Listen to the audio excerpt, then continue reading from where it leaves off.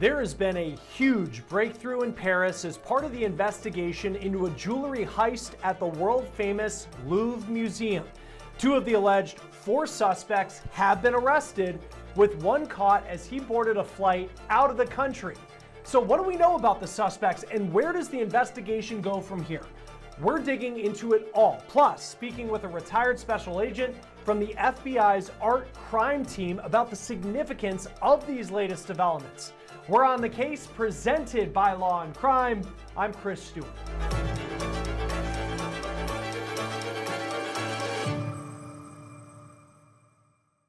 Who in the world would be able to pull off the kind of heist that took place at the Louvre? Well, right now we know that two of the four people accused of that heist are in custody. Let me remind you just how big of a heist that we're talking about here. More than $100 million in historically significant, frankly priceless jewelry swiped from the Louvre in broad daylight using a stolen crane. Sounds like something straight out of a Hollywood script, but French officials say this all played out a little more than a week ago, with the thieves in and out in less than 10 minutes. Millions of people visit the Louvre every year. It's the world's largest museum. They can see masterpieces like the Mona Lisa, the Venus de Milo, and of course, the gigantic glass pyramid that towers over the entrance. French authorities recently capped the number of people who can visit per day at 30,000. And on Sunday, October 19th, four of the people visiting were not there to just see the works of art. They were there to take them. They allegedly made off with the more than $100 million worth of jewels, including royal tiaras, necklaces, and earrings that date back to the 1800s. Multiple French investigative units jumped into the action, led by the Paris Brigade for the Suppression of Banditry. How's that for a name? And the Central Office for the Fight Against Trafficking in Cultural Property. Their inquiry soon revealed that four men had broken into a section of the museum called the Apollo Gallery using a bucket truck that they had allegedly stolen. They put out traffic cones around the truck, and with the hard hats and safety vests that they were wearing, they really just looked like average construction workers. According to the New York Times, two of the thieves broke in through a second floor window and then cut through reinforced glass display cases, grabbing precious crown jewels. They climbed back out into the ladder truck, they lowered themselves down, and then they took off on motor scooters. In their rush, they actually dropped a crown that once belonged to Empress Eugenie, who was the wife of Napoleon III. I mean, could you just imagine? You're at the Louvre, not only has this heist taken place, but then you spot one of the priceless artifacts worth millions of euros just sitting on the ground. Now, the whole thing took just a few minutes, and in all, the thieves made off with 8 pieces. Now, in just a moment, I'm going to talk with a retired special agent with the FBI's art crime team. His name's David Bass. He's also the co-founder of the Art Legacy Institute, because we want to get insight into how these thieves could have planned this, not only how they could have pulled it off, but the biggest question of all is, even if you have these suspects in custody, are you ever going to see those artifacts ever again? I do want to dig into everything that we know at this point about the two suspects who were apprehended just about a week after the heist. So far, the men have not been identified publicly. In fact, it seems that French authorities did not want this information to get out. Apparently, they're concerned that now that it's in the news, that the two other suspects who they're looking for would go underground and then be even harder to find. Here is what a Paris prosecutor said in a statement, quote, "I deeply regret the hasty disclosure of this information. This revelation can only hinder the investigative efforts of the 100 or so mobilized investigators, both in the search for the stolen jewelry and for all the perpetrators. It is too early to provide any specific details." But anonymous insiders did reveal some information. According to reporting from the Le Parisien, both men in custody, they're in their 30s, and one of them was stopped at Charles de Gaulle Airport as he tried to board a flight to Algeria. There's a second suspect who was found and arrested in a suburb of Paris. Now, the two men are reportedly already known to police. One is reportedly actually known for jewelry robberies, and there's speculation that they could have been part of a team hired to go in and grab the jewels. The case could be connected to traditional organized crime, or maybe it's a network that specializes in trafficking of art or pieces that have cultural significance. something that may not be heavily reported on, but is a serious issue worldwide. So how were investigators able to identify and track down the two suspects? Well, while it may seem like they were criminal masterminds, the Empress's crown wasn't the only thing that was left behind at the scene. They also abandoned a helmet, a vest, and gloves. And according to the prosecutor, more than 150 swabs were taken inside the museum, in the truck, and from the abandoned items. The truck had apparently been stolen from a man who had listed it for sale online, with French authorities saying the thieves threatened him but didn't use any violence. They allegedly tried to set fire to the truck before fleeing, but they weren't able to. Now, as the thieves were making off with goods, all sorts of security protocols were in motion inside the Louvre. The AP reports that when the men entered the Apollo Gallery at 9:34 a.m. via the window, an alarm was triggered in the security control room. A staff member made a radio call to command center members, alerting them that something was up. By 9:37 a.m., the police had been alerted and security guards started an evacuation. But the Louvre's director acknowledged in testimony to the French Senate that there were serious flaws in the museum's surveillance system. She says that there's a shortage of security cameras outside the Louvre, and the museum was scheduled to undergo a security overhaul as part of a massive renovation, but that hadn't happened yet. While French investigators have been praised for their quick work in apprehending at least some of the suspects, there's one question on everyone's minds. Did they recover the jewels? And for now, it seems that the answer is no. The Paris prosecutor did not say whether the jewelry was found, and multiple French media outlets are reporting that the jewels are still out there somewhere, along with the two other men believed to be involved in the brazen theft. For now, both men have been taken into police headquarters, and they can be held for questioning for up to 96 hours. Before we get back to this episode of On the Case, I need to take a moment and thank our partners and sponsor at Morgan & Morgan. We're talking about America's largest injury law firm. They have more than 1,000 attorneys, and they win a lot. They've recovered over $25 billion from more than 500,000 clients. In just the past few months, a client in Florida received $12 million after the insurance company offered just $350,000. In Pennsylvania, a client was awarded $26 million. That's 40 times the insurer's $650,000 offer. Another client in Pennsylvania received $29 million after being offered only $500,000. Now, even if you don't think your case is worth millions of dollars, why not fight for what you deserve? Morgan & Morgan makes it so easy to start a claim. You can do it with just 8 clicks on your phone. So if you've been hurt and you need to start a claim, go to www.forthepeople.com/OTC. You can also scan this QR code on your screen or click the link below. Joining us now is retired special agent with the FBI's art crime team, Dave Bass. Thank you for being with us on Law and Crime. You're a great person to talk to because this story is just absolutely fascinating. Just first off, what was your reaction when you learned what the 4 suspects were able to pull off at the Louvre? I guess my first reaction was just dismay that something like this could happen. And these things do happen, right? I mean, there's been several, very, very notorious art heist, and it's always sad to see because at the root of it is we're losing valuable cultural property, right? So it's a tragic loss. And anytime a cultural institution as esteemed as the Louvre is targeted, it's disheartening. Before we get into the possibility of whether any of these artifacts could ever be retrieved again, the way that they went about it, where they were in and out in, I think it was less than 10 minutes, and they kind of smashed through the case, grab stuff and run. How does that compare to some of the other art heists you've seen? Just the way that they went about it to actually get away with these, more than 100 million US, dollars worth of jewels. Yeah, well, the first thing that stands out in my mind is just it seemed to be well rehearsed, right? And their choice of time of day, it seemed like it was a pretty good plan, possibly based on some really great surveillance or maybe, as has been suggested, inside information. The choice of time, the fact that there were actual patrons in the museum, I think that's what sort of makes this one stand out is it was just very brazen.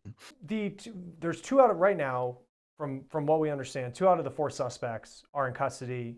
There's really been no statement yet about the jewels and where they may be. Where does your mind go with what potentially happened to those artifacts after they were able to escape? So, obviously, in most of these crimes, they get immediately secreted away somewhere. They may have even been taken out of the country at this point. But I think that the good news is that French authorities have made the two arrests, right? So, and that's great police work. It's outstanding police work. Of course, not many details have been provided, but in my mind, the fact that there have been these two arrests is a great development in that it increases the likelihood that these things are going to be recovered. When it comes to these artifacts, because I know in a previous episode we kind of went through each one, whether it's like a tiara or a crown, and those have diamonds that can be valuable.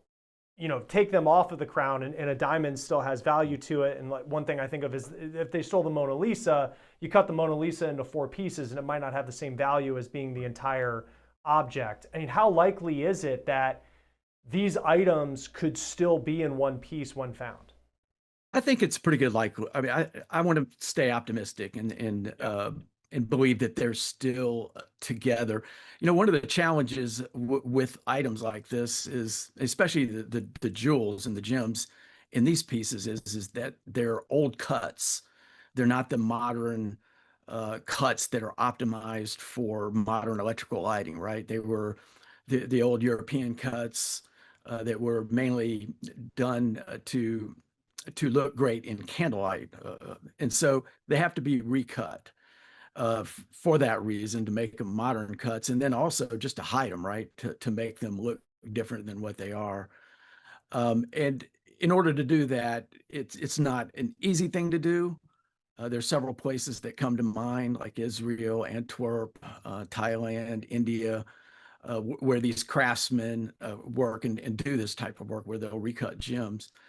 But all that is to say that when you steal something like this out of the Louvre, its value comes from the fact that it's an intact artifact, right? And when you take it apart, I'd be surprised if they could even realize, less than 10% of the value that's currently being given to the pieces.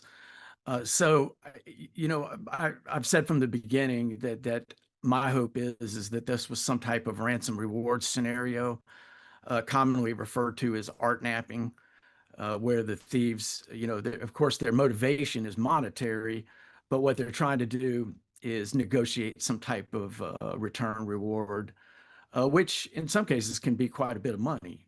Now, of course, in this situation, we haven't heard anything from French authorities about a reward. And there's probably several reasons for that, right? They don't want to encourage this type of activity. And in fact, it may not even, in several countries, the law doesn't allow to pay ransoms like this for that very reason. They want to discourage this type of activity. However, in some cases, in past cases, they've been behind the scenes dealing and working through intermediaries, and they're able to do it through legal loopholes. I was wondering that because you think of the old phrase, we don't negotiate with terrorists, and in different, certainly in human hostage situations. But in this one, are the French known to negotiate for, if they have an artifact that has been taken with someone who tries to hold a ransom? I don't think it's unprecedented, but I think, like in the United States, for example, when you hear of rewards offered, it's always in exchange for information leading to the arrest and apprehension of those responsible, right? So in that way, it sort of discourages the art napping scenarios. I would think that French authorities at this point, we really don't know what they knew when they knew it, but certainly they've been tight-lipped for good reason, right? They want to maintain the integrity of their investigation, and certainly they've achieved results. They've got two people in custody, and this is a remarkable development in the case. They're going to be able to possibly link those two to the other culprits and maybe even others who are involved in the conspiracy. So there's a lot of directions that the French can go at this point, and a reward might not be something they're even entertaining at this point. And even if they are, say it's not an art napping situation, and if someone was to take this and clearly it's of, I mean, it's a price, these are priceless items that they have, but I know the numbers that have been put around like more than $100 million. You can't take it to, not to make light of it. It's not like you can walk into a pawn shop with this and then you'd be able to get that money. I mean, what is the market for something that's so hot in terms of law enforcement wanting it? Like, where does it go in these situations when a piece of art like this has been taken? Well, certainly some of these things end up in the underground as bartering pieces. But I think that the more important point is that you're right. Once there's so much attention focused on a piece, no one wants to touch it. And I would even go as far as to say the fact that there have been these arrests, there's a lot of nervous individuals out there right now that were associated with this crime. And it's certainly this development, these arrests would deter, I think, anyone from wanting to get involved, who might be willing to take stolen property. I think there's the amount of attention at this point has got to be extreme, and it's going to serve as I think, a great deterrence. And I think that ultimately, my hope is that combined with the great police work by the French is going to lead to the recovery of these items. What for? I mean, the Louvre is maybe the most popular museum in the world. I know it's one of, if not the most visited museum in the world. What was their reputation prior to this when it comes to security? For, I mean, you think of the items that they have in there. I mean, it's the Mona Lisa is obviously one that comes to mind, but then these items that were taken, as well as many other pieces of art, are some of the most valued on the planet. Well, I think you have to keep in mind that the Louvre first opened as a museum in 1793, around that time period. And so the Louvre, unlike many institutions, many modern museums, was never really designed to be a modern museum. So in that regard, the Louvre has incredible challenges, more so than most institutions at having great security. And as far as their reputation, the Louvre has always been a top-notch institution, and certainly security has always been a big part of what they do.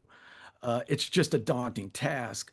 And there's no such thing as a museum that is impervious to being victimized in this way.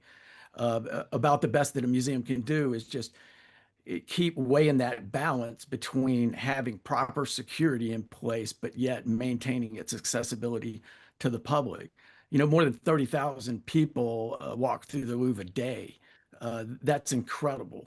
And so, just like many of the institutions around the world, it's that trade-off that you're constantly dealing with of being open and accessible and yet being a secure environment.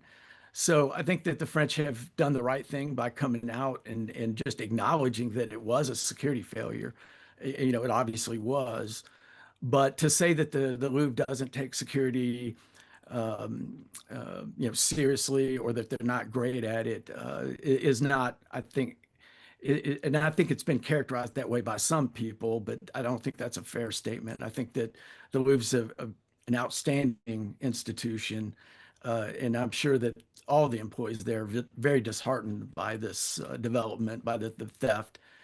And I think they're going to do the right thing now. They're going to take a look back at what worked, what didn't work. I think that there were some problems on the outside of the building. Obviously, there were some blind spots. And hopefully this is a great learning point. And my hope is, if there's a silver lining in all of this, is that institutions around the world take a look at their security posture. And again, it's that way, that trade-off. And I have never met a museum security director who said they had enough security or enough of a budget or enough personnel, right?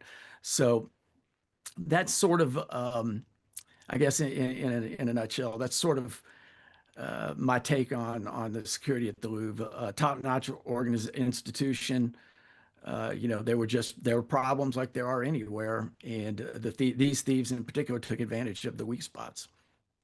And knowing that there were weak spots, and they knew those weak spots, it seems. They knew where the blind spots were. And one of the theories from the beginning that was suggested was this was an inside job, that they had to have had somebody working for the Louvre or someone who could have passed on the information of, hey, cameras here don't really work. If you're going to be a construction crew, this is where you want to line up, and all those different things. Knowing that, how likely would it be, based off the fact they were able to pull this off, that someone could have helped them from the inside?